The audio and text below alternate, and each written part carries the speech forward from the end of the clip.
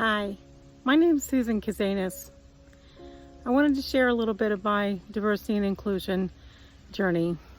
Have you ever washed a window and stood back and it's nice and clean and shiny and looks great, but then the sun ray hits it and you see that it's all smudged and streaks and dirty? I had a similar moment. I thought I was clean. I thought it was squeaky. I thought I was doing the right thing and I looked right and I was doing the right motions, going through the right motions and doing the right things within our diversity and inclusion culture. And I had the ray of sun moment. Earlier this year, well, let me back up. Up until this year, I thought I was perfectly fine and had no bias whatsoever toward anybody in the LGBTQ plus community.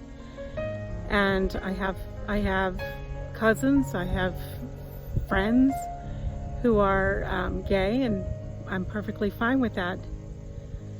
Earlier this year, I found out, my daughter told me that she was bisexual, and all of a sudden it wasn't okay, and I was very ashamed of me.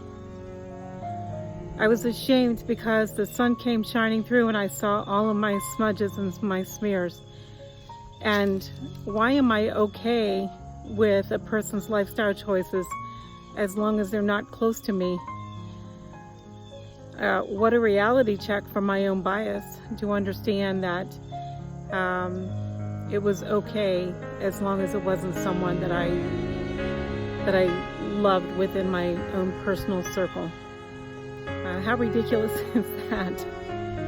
And I think about what my daughter went through, that she held it in for so long because she was afraid that I wouldn't love her the same, or she would be different to me, or I would look at her differently. And again, I felt ashamed of those feelings, and that my daughter would ever think that I would not embrace her the same as I did any other time before or any time after. So when our business leader kept saying, get off the sidelines and lean in and get in, I kept thinking to myself, I'm in. And then I realized I was not. So, oops. I'm in now, and I'm in for good.